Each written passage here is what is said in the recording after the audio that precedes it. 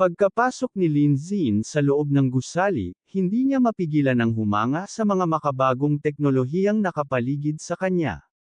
Pakiramdam niya ay para siyang napunta sa hinaharap dahil sa sobrang advance ng mga kagamitan na naroon.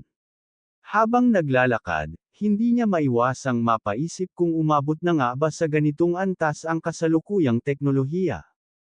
Agad niyang inilabas ang kanyang cellphone at napansin kung gaano kalawak ang lugar. Naisip niyang tingnan muli ang ipinapahanap sa kanya ni Jiang Xuan. Nang makita niya ang pangalan ng produkto, lalo lamang siyang nalito dahil puro teknikal na terminolohiya ang nakasulat. Hindi niya maintindihan ang mga salitang gaya ng wafer fab, level 1 clean filter unit, at iba pang impormasyong nakalagay sa specifications nito. Dahil dito, napakamot na lamang siya sa kanyang ulo habang pilit itong inuunawa.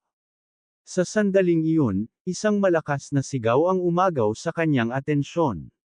Galit na sinabi ng isang lalaki na malinaw namang pasado sa standards ang kanilang filtering unit kaya hindi niya maintindihan kung bakit nagkaroon pa ng problema.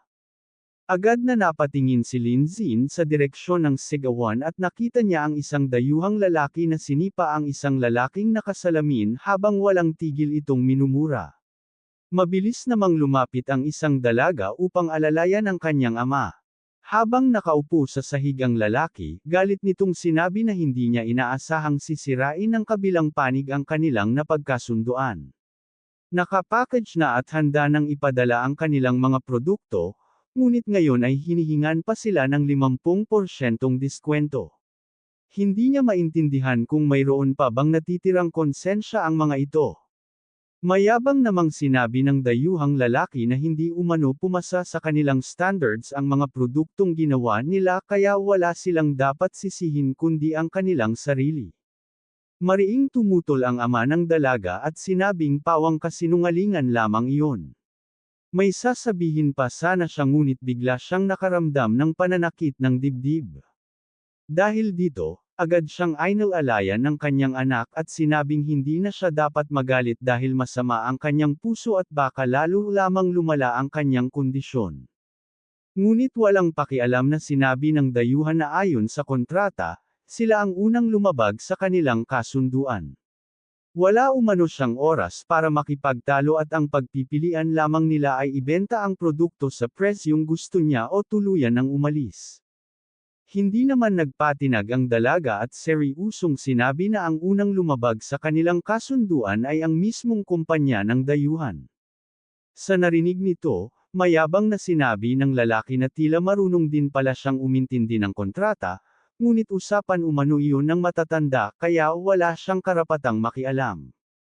Subalit buong tapang na tumayo ang dalaga sa kanyang harapan at ipinaliwanag na malinaw na nakasaad sa kontrata na ang filtration rate na kailangan ng kabilang kumpanya ay 79.99% para sa mga particle na may sukat na 0.1 hanggang 0.12 micrometers.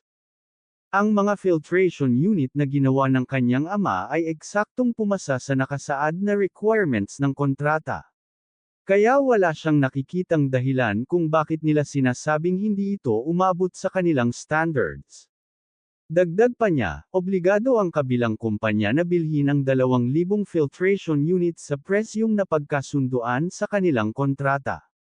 Ngunit mayabang lamang nang umiti ang dayuhang lalaki at sinabing kahit tama pa ang lahat ng kanyang sinabi ay wala pa rin itong silbi.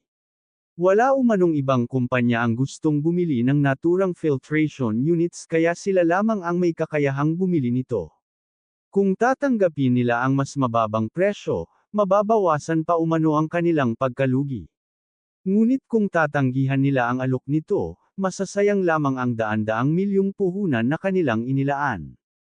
Galit namang tinanong siya ng dalaga kung hindi ba ipinagmamalaki ng Amerika ang pagpapahalaga nito sa mga kontrata at integridad sa negosyo. Ngunit sa halip na sagutin ng maayos ang tanong, mayabang siyang tumuro sa dalaga at minamaliit na sinabi na hindi sila kwalipikadong magturo sa kanya tungkol sa espiritu ng kontrata dahil mababa lamang umano ang tingin niya sa kanila. Sa narinig na iyon, labis na nasaktan ang ama ng dalaga. Malungkot niyang sinabi na inakala niyang ang kontratang iyon ang magiging pag-asa ng kanilang kumpanya, ngunit iyon pala ang magiging dahilan ng pagbagsak ng kanilang pamilya. Humingi pa siya ng tawad sa kanyang anak at asawa dahil sa nangyari. Agad namang niyakap ng dalaga ang kanyang ama at umiiyak na sinabing wala itong kasalanan. Noon kasing nahihirapan ang ekonomiya ng kanilang kumpanya, tinanggap lamang nito ang kontrata upang mailigtas ang kanilang pabrika. Hindi nila inasahang ganito kasama at walang integridad ang kanilang makakatrabaho. Natatawa namang sinabi ng dayuhang lalaki na imposible umanong magkamali ang mga Amerikano at sila lamang ang laging tama. Dagdag pa nito, dapat daw tandaan ng dalaga ang katotohanang iyon bago muling tinanong kung handa na ba silang tanggapin ang kanyang alok. Ngunit sa mismong sandaling iyon, bigla siyang nakaramdam ng kakaibang presensya sa kanyang likuran. Nangilabot ang kanyang buong katawan nang maramdaman niyang may taong nakatayo sa likod niya. Si Lin Zin pala iyon na seryosong nakatingin sa kanya matapos marinig ang lahat ng kanyang sinabi at ang pangmamaliit nito sa kanilang bansa. Sa kabilang bahagi ng museo, ipinapakilala naman ng isang dayuhang lalaki kay Mr. Addison ang pinakabagong OIS-1 cleanroom technology. Ipinagmamalaki niyang kaya nitong magbigay ng higit sa 78% yield rate at mas mura pa kumpara sa nakaraang henerasyon ng kanilang produkto. Tumanggo naman si Mr. Addison at ipinagmalaking ang naturang teknolohiya ay nagkakahalaga ng 300 milyong yuan para sa technical support at isa ito sa mga nangungunang teknolohiya sa buong mundo. Habang abala sila sa pag-uusap, lumapit naman si Jiang Xuan at magalang na nagpakilala. Sinabi niyang siya ay mula sa Xinyan Technology Company ng China at interesado siyang bumili ng cleanroom technology mula sa kanilang kumpanya. Agad namang kinuha ni Mr. Addison ang business card ni Jiang Xuan. Nang malaman niyang galing ito sa China, mayabang niyang itinapon ang business card nito sa harap ng maraming tao at walang pag-aalinlangang sinabi na ang presyo ng kanilang cleanroom technology ay nagsisimula sa 3 bilyong yuan para sa minimum na sukat na 1,000 metro kwadrado. Bukod pa rito, may hiwalay pang taunang maintenance fee at mga gastusin para sa consumables sa mga susunod na taon. Labis namang nagulat si Jiang Xuan sa kanyang narinig at agad niyang sinabi na ilang sandali lamang ang nakalipas ay 300 milyong yuan lamang ang presyong ibinigay nila sa isang kumpanyang mula sa Japan. Mayabang namang ngumiti si Mr. Addison at sinabi na hindi sila maaaring ikumpara sa Japan dahil magkaiba ang antas ng dalawang bansa. Dahil dito, agad na tinanong ni Jiang Xuan kung ganoon ba talaga sila makipagnegosyo. Walang kahihiyang sinabi ni Mr. Addison na ang pakikipagnegosyo ay para lamang sa mga taong may halaga. Para sa kanila, ang pakikipagtransaksyon sa China ay tila pagbibigay lamang ng kawanggawa. Agad namang sumang-ayon ang isa sa mga dayuhang naroon at sinabing tila hirap pa ring tanggapin ng mga Chinese ang kanilang tunay na kalagayan sa pandaigdigang merkado. Sa narinig na iyon, seryosong sinabi ni Jiang Xuan na nakakabahala na ang isang kilalang kumpanya sa Amerika ay pinamumunuan ng isang taong inuuna ang personal na diskriminasyon kaysa sa profesionalismo. Dahil dito, hindi maiwasang pagdudahan ng mga tao ang kanyang edukasyon at kakayahan bilang isang negosyante. Agad namang nagbago ang ekspresyon ni Mr. Addison at itinuro si Jiang Xuan. Galit niyang sinabi na ang tunay na lakas ay nasa teknolohiyang mayroon sila na wala ang China.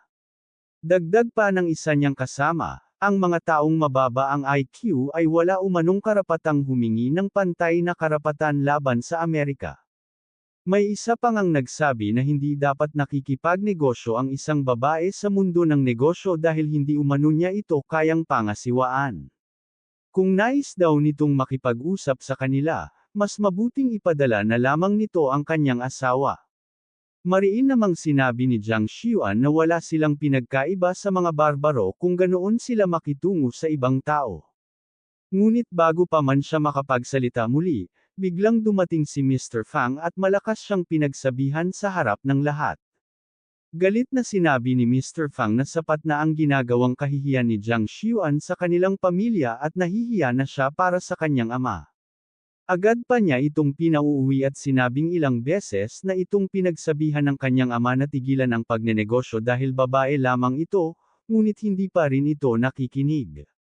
Nagulat naman si Jiang Xiuan sa kanyang narinig at agad na itinuro ang mga dayuhan. Sinabi niyang malinaw na minamaliit ng mga Amerikano ang China at sinasadya pa nilang taasan ng sobra ang presyo ng kanilang teknolohiya. Subalit sa halip na kampihan siya, mas lalo pa siyang pinagalitan ni Mr. Fang. Sinabi nitong kasalanan pa rin ni Jiang Xiuan ang lahat dahil hindi naman umano ito marunong makipagnegosyo sa mga dayuhan. Dagdag pa niya, nakakahiya na ang ginawa nito at pinagmumuko lamang nitong katawa-tawa ang kanilang bansa sa harap ng mga banyaga. Dahil dito, natahimik na lamang si Jiang Xiuan habang nagtatawanan naman ang mga dayuhan sa kanyang kalagayan. Hindi na napigilan ni Jiang Xiuan ang kanyang galit at tinanong ang kanyang tiyuhin kung bakit tila handa nitong lunukan ang lahat ng pang-iinsulto ng mga banyaga sa kanilang bansa. Sa halip na ipagtanggol ang China, siya pa mismo ang nakikisama sa mga ito upang hamakin siya. Walang pakialam namang sinabi ni Mr. Fang na wala rin naman silang magagawa dahil hindi kayang tapatan ng China ang Amerika sa usapin ng pera at teknolohiya. Tinanong pa niya kung ilang bilyong yuan na ba ang naibuhos ni Jiang Xiuan sa kanyang kumpanya at kung ano naman ang naging bunga nito. Kapag nalugi umano ito, ang buong pamilya rin nila ang maaapektuhan. Galit namang sinabi ni Jiang Xiuan na wala itong alam sa tunay na kakayahan ng China at hindi kailanman matatalo ng kanilang bansa ang Amerika. Ngunit muli na namang pinagtawanan ng mga dayuhan ang kanyang mga salita.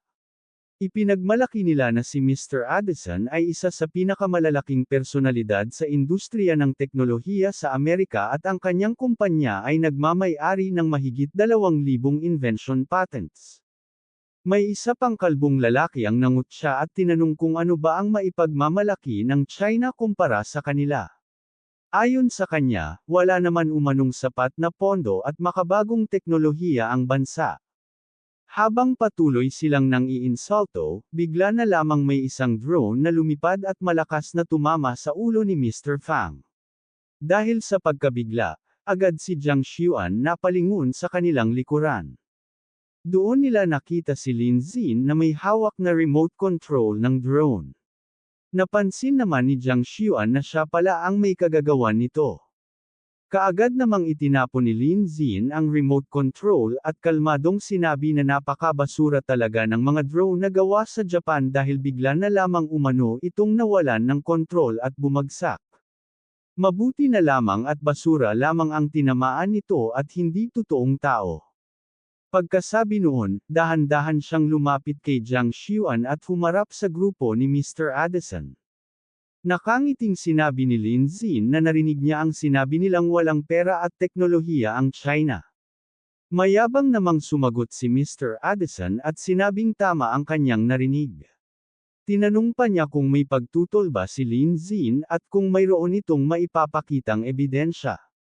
Ngunit ngumiti lamang si Lin Xin at sinabing dumating siya roon upang buksan ang mga isip ng mga taong sarado at puno ng pagmamataas. Malinaw niyang ipinahayag na kahit isa lamang maliit na kumpanya sa China at kahit paharangan ng mga banyagang kumpanya ang kanilang pag-unlad, kaya pa rin ang kanilang bansa na makabuo ng world-class filtration units na kayang makipagsabayan sa pinakamahusay na teknolohiya sa buong mundo. Sa narinig na iyon, hindi maitago ni Jiang Xiuan ang kanyang pagkabigla habang nakatingin kay Lin Xin. Sa sandaling iyon, agad na pinitik ni Lin Xin ang kanyang mga daliri na tila hudyat ng pagsisimula ng kanyang inihandang palabas. Ilang segundo lamang ang lumipas ay biglang lumitaw sa harapan ng lahat ang isang malaking projection screen na naglalaman ng iba't ibang technical data at impormasyon. Dahil dito, agad na napatingin ang lahat sa ipinapakitang datos at nagtaka kung ano nga ba ang balak gawin ni Lin Xin. Samantala, dahan-daang bumaba ng hagdan si Chenner at nagtungo sa pagitan nina Lin Xin at Jiang Xiuan. Nang makita ito ng isa sa mga dayuhan, napatawa siya at mayabang na sinabi na isang batang babae lamang ang dala nila at filtration unit pa ang ipinagmamalaki nito. Ngunit hindi man lamang ngumiti si Mr. Addison. Sa halip, seryoso niyang pinagmasdan ang mga datos na nasa projection screen dahil mayroon na siyang kutob kung ano ang susunod na mangyayari. Makalipas lamang ang ilang sandali, biglang nanlaki ang kanyang mga mata at seryoso niyang sinabi na ang mga datos na ipinapakita sa harapan nila ay eksaktong katulad ng filtration unit na idinisenyo ng kanilang kumpanya para sa cleanroom technology. Nagulat naman ang isa niyang kasamahan sa kanyang narinig, samantalang agad namang sumang-ayon ang isa pa at sinabing halos magkapareho nga ang lahat ng datos na kanilang nakikita. Dahil dito, agad na tinanong ng isang babae kung paano ito nangyari. Seryosong ipinaliwanag ni Mr. Addison na hindi lamang magkapareho ang ilang pangunahing technical data ng produkto, kundi maging ang ilang confidential information ng Silicon First Technology na hindi pa nila inilalabas sa publiko ay makikita rin sa ipinapakitang impormasyon. Sa sobrang galit, agad niyang itinuro si Chenner at inakusahan itong ninakaw ang research achievements ng Silicon First Technology Sales Company. Sinabi pa niyang dadalhin niya ang usapin sa International Commercial Court at kakasuhan nila ang kumpanya ng intellectual property theft. Ngunit bago pa man siya makapagpatuloy, isang boses ang biglang sumingit at nagsabing, "Ninakaw. Hindi nga ninyo kayang i-develop ang teknolohiyang ito. Kaya saan namin ito magnanakaw?" Dagdag pa nito, kung may lakas daw ng loob ang kanilang tauhang si Bob ay maaari niya itong papuntahin sa harapan ng lahat upang magpatotoo. Ipinaliwanag niya na ang filtration unit na iyon ay bunga ng 5 buwang walang tigil na pagtatrabaho ng daan-daang empleyado ng kanilang pabrika. Lahat ng teknolohiyang ginamit ay independent nilang dinevelop at mayroon silang sapat na ebidensya upang patunayan iyon. Mariin pa niyang sinabi na kung nais talaga nilang magsampa ng kaso, malaya silang gawin iyon dahil ang mga Chinese ay may sariling dignidad at integridad at hindi nila kailanman kailangan magnakaw ng teknolohiya ng ibang bansa. Agad na sinabi dito ni Mr. Addison na iyon ang tunay na pagkatao nila. Sa kabilang banda, biglang humingi naman ng paumanhin kay Mr. Addison ang lalaking naatasang bumili sana ng filtration unit mula kay Chenner. Habang makikita pa sa kanyang mukha ang bakas ng pagkakasample, itinuro niya si Lin Xin at sinabing bigla siyang inatake nito mula sa likuran dahilan upang mabaigo ang kanilang planong bilhin ang teknolohiya. Nang marinig iyon ni Mr. Addison, hindi niya napigil ang murahin ang kanyang tauhan at tawagin itong walang kwenta. Samantala, hindi naman maitago ng mga kasama niyang dayuhan ang kanilang pagkabigla matapos nilang malaman ang buong katotohanan. Doon na rin isiniwalat ni Lin Xin ang tunay na modus operandi ng Silicon First Technology. Ipinaliwanag niyang ang mga produktong ipinagmamalaki ng kumpanyang ito bilang sariling imbensyon ay kadalasang binibili lamang nila mula sa maliliit na kumpanya sa China. Sinasamantala umano nila ang kakulangan ng impormasyon at impluwensya ng maliliit na negosyante upang pilitin ang mga ito na ibenta ang kanilang buong teknolohiya sa napakababang halaga. Pagkatapos nito ay sila naman ang magpaparehistro ng patent at aangkining sila ang tunay na lumikha ng produkto. Mariin niyang sinabi na ito ang nakagawian ng maruming paraan ng kanilang kumpanya upang yumaman at magmukhang makapangyarihan sa larangan ng teknolohiya. Habang nakikinig si Mr. Addison sa mga isiniwalat ni Lin Xin, hindi niya mapigil ang kabahan dahil alam niyang kapag tuluyang lumabas ang katotohanan, malaki ang posibilidad na bumagsak ang reputasyon ng kanilang kumpanya. Dahil dito, galit namang sumigaw ang mga Chinese na naruroon at tinawag ang mga dayuhan na mga walang hiya, magnanakaw, at mapagsamantala. Nang makita ni Mr. Addison na lumalala na ang sitwasyon, agad siyang lumapit sa ama ni Chenner upang kausapin ito. Sa pagkakataong ito, wala na ang kanyang dating kay-abangan at sinabi niyang valid pa naman ang kanilang kontrata kaya maaari pa rin nilang ituloy ang transaksyon. Dagdag pa niya, handa siyang bilhin ang lahat ng filtration units ayon sa orihinal na napagkasunduang presyo. Ngunit seryosong tumanggi ang ama ni Chenner at walang pag-aalinlangang sinabi na hindi na niya balak ibenta ang kahit isa sa kanilang mga produkto. Sa narinig na iyon, agad na nagalit si Mr. Addison at galit na galit niyang sinabi na kung hindi nila ito ibebenta sa kanya ay wala nang ibang bansang bibili ng kanilang produkto. Mayabang pa niyang ipinagmalaki na sapat na ang isang salita mula sa kanya upang pigilan ang kahit anong kumpanya sa ibang bansa na makipagtransaksyon sa kanila. Dahil sa kanyang impluwensya sa industriya, naniniwala siyang kaya niyang tuluyang wasakin ang kinabukasan ng kumpanya ng pamilya ni Chenner. Agad namang nakisali si Lin Zin sa usapan ng dalawa at nakangiting sinabi na kung ganoon ay siya na lamang ang bibili ng lahat ng produkto. Tinanong pa niya si Mr. Addison kung ano ang balak nitong gawin kapag wala na itong mabibilang filtration units. Sa narinig na iyon, hindi napigilan ni Mr. Addison na menas kay Lin Zin dahil unti-unti nitong sinisira ang lahat ng kanyang plano. Agad siyang humarap kay Mr. Ma at sinabi na ang orihinal na halaga ng kontrata ay 1 bilyong yuan. Handa umano siyang bayaran ito ng doble at magbigay ng 2 bilyong yuan kapalit ng lahat ng filtration units. Ngunit hindi nagpatalo si Lin Zin at agad niyang sinabi na handa siyang magbayad ng 4 bilyong yuan para bilhin ang 2,000 filtration units. Sa pagkakataong iyon, wala nang naisagot si Mr. Addison. Napamura na lamang siya sa sobrang galit dahil alam niyang hindi na niya kayang tapatan ang alok ni Lin Zin. Nang makita ang reaksyon nito, nakangiting tinanong ni Lin Zin si Mr. Addison kung bakit hindi na ito nagdagdag ng presyo. Dagdag pa niya, hindi ba't ipinagmamalaki ng mga kilalang American tech companies ang kanilang teknolohiya at kayamanan? Ngunit ngayon ay malinaw na hindi man lamang nila kayang tapatan ang kakayahan ng kanilang panig pagdating sa pera at teknolohiya. Sa sobrang pagkabigla, nanginginig na tinanong ni Mr. Addison si Lin Zin kung sino ba talaga ito. Ayon sa kanya, kilala niya ang lahat ng malalaking personalidad sa industriya ng teknolohiya ngunit ngayon lamang niya nakita ang isang taong tulad ni Lin Zin. Agad namang lumapit si Lin Zin kay Jiang Xuan at buong pagmamalaking sinabi na sila ay mula sa Xinian Technology Company. Dagdag pa niya, darating ang araw na maaalala ng buong mundo ang pangalang iyon.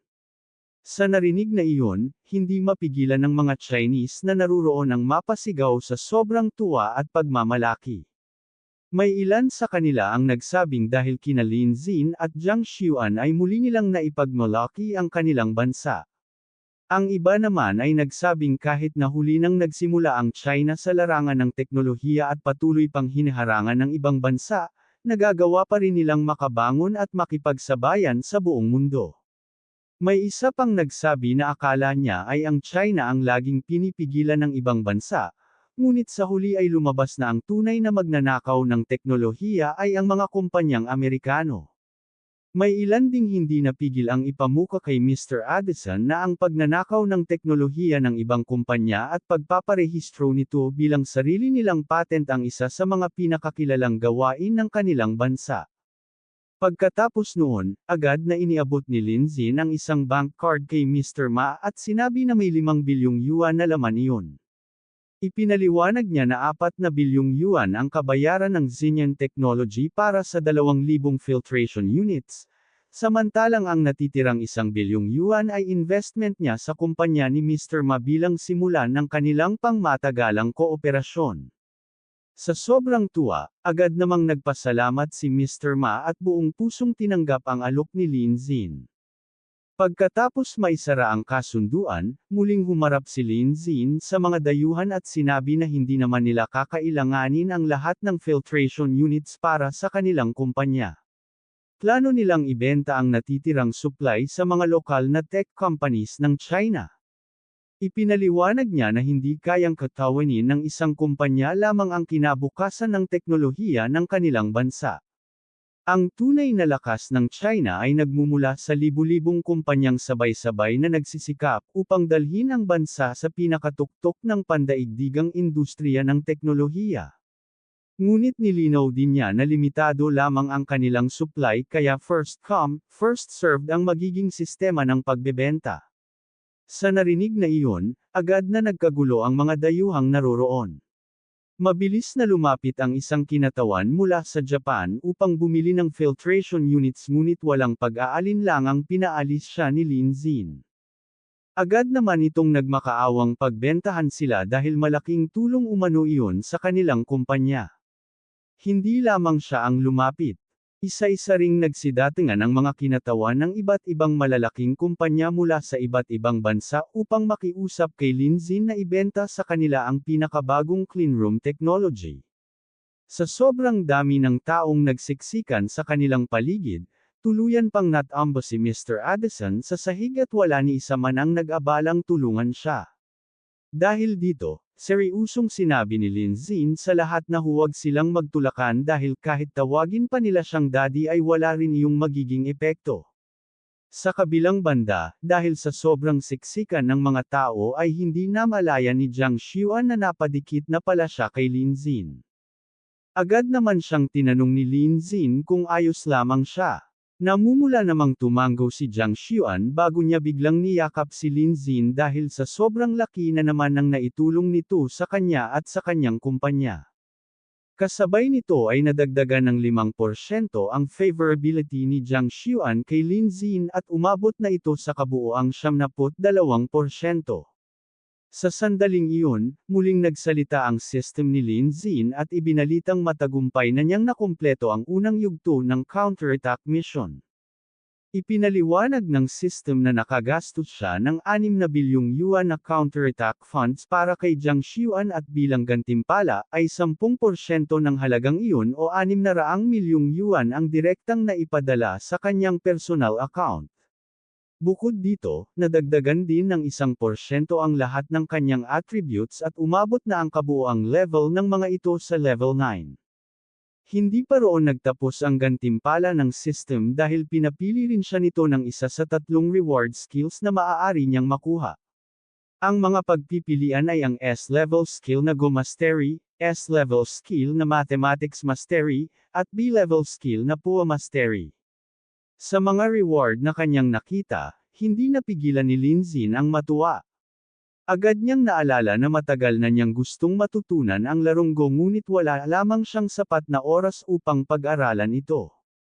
Dahil dito, agad niyang pinili ang S-level skill na Go Mastery nang walang anumang pag-aalinlangan.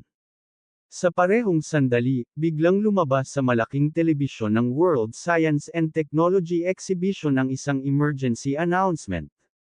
Nakasaad dito na ang kumpanya ni Mr. Addison ay kasalukuyang iniimbestigahan dahil sa pagkakasangkot nito sa pagnanakaw ng research at teknolohiya ng ibang kumpanya. Dahil dito, agad ding kinansela ang kanilang karapatang lumahok sa naturang exhibition habang nagpapatuloy ang investigasyon.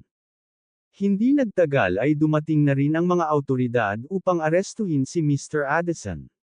Bago siya tuluyang dalhin ng mga tauhan ng seguridad, galit na galit siyang humarap kina Lin Xin at Jiang Xuan at sinabi na wala umanong karapatan ang mga Chinese na ikulong siya at darating ang araw na muli silang magkikita.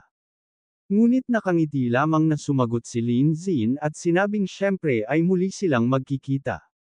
Dagdag pa niya, napakarami ng teknolohiyang ninakaw ng kanilang kumpanya mula sa China kaya oras na rin upang isa-isahin nilang singilin ang lahat ng utang nito sa kanilang bansa.